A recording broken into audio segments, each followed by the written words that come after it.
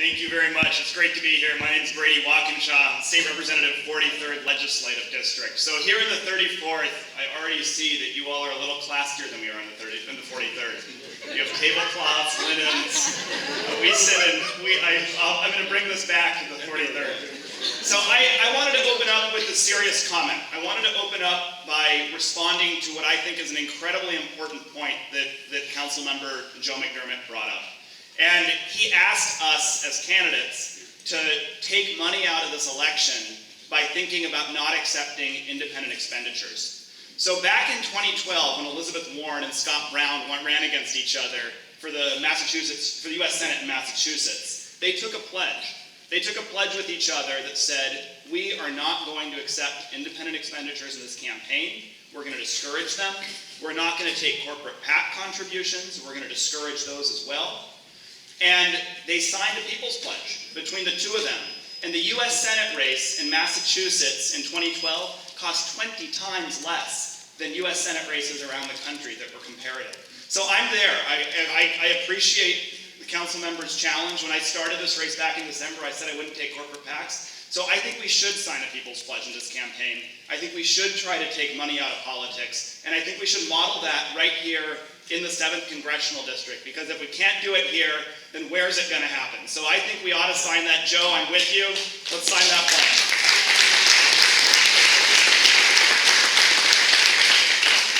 So a little bit about me. So I grew up in Whatcom County. My mother's a public school teacher. My father farmed vegetables. He worked in agriculture his whole life. And I spent my career working in international development. I worked in countries like Brazil. I spent a lot of time working on food policy. I worked in urban slums in Honduras, thinking about youth leadership and violence prevention in urban slums. And my life brought me back here to the Pacific Northwest. I live in Capitol Hill. My husband, Micah, is a marine biologist. He actually grew up 6 blocks from here, right across from Lincoln Park, played in the tidal pools in Lincoln Park, and was inspired to go into marine biology.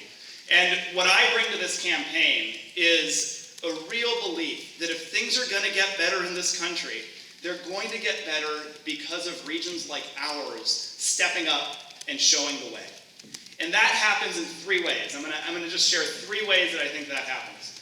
The first is I really believe that happens when we as leaders talk about what our region's going to need. This region's going to add 30% more people over the next 20 years. That means a transportation system in this region that actually responds to the needs of working families, that helps a single mom commuting from Burien get to her job on time in downtown Seattle. We need to be investing in federal partnership to get a transportation system that works. If we're going to get a light rail line from West Seattle to Ballard, we need federal partnership. We need a federal partnership to help us get there faster.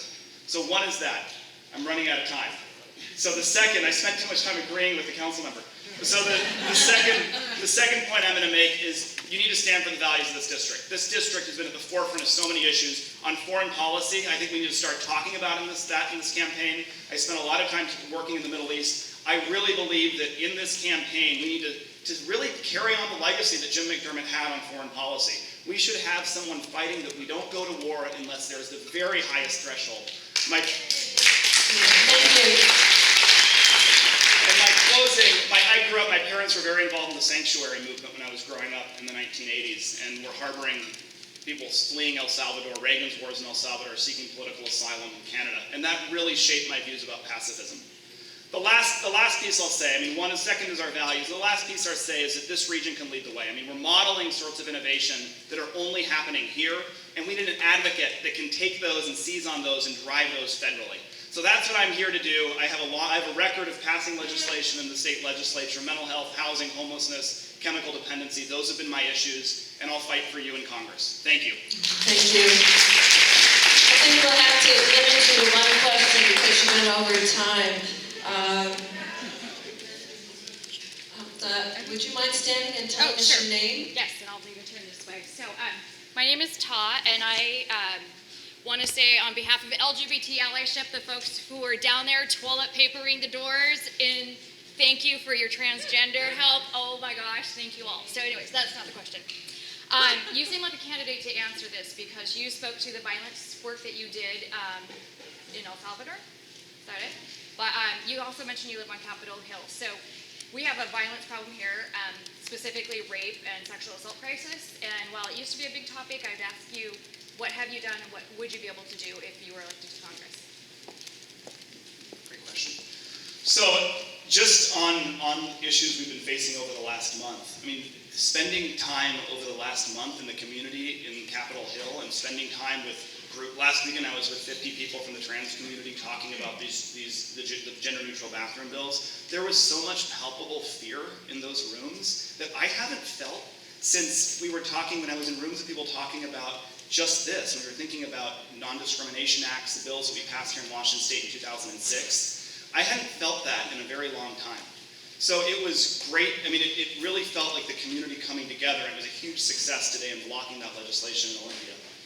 In terms of youth violence, what we really need to do is to be thinking about why it is that we have so many kids living on our streets. And I think we really need to be looking at the causes and the sources of homelessness. We need to be thinking about why it is that there's violence against our communities. And a couple things that I've worked on in the legislature is I've been a real champion on youth homelessness. We've been trying to get continuation of foster care, so supportive foster care services extend from 18 to 21, and that's something I've fought really hard to get funded. I have a bill that just passed out of appropriations yesterday that's looking at how in the courts judges can get access for people that they're sentencing in juvenile to mental health and chemical dependency services, which they haven't previously been able to get access to. I think it's around expanding access to health care for people as they're coming out of prison, for instance. I've been doing a lot of work on expanding Medicaid access, and I'm going too long, Chair. So there's a set of things that are really important. Thank you very much, Representative. We appreciate it. And I'm already tweeting to the 43rd that we're classier than they are. Thank you.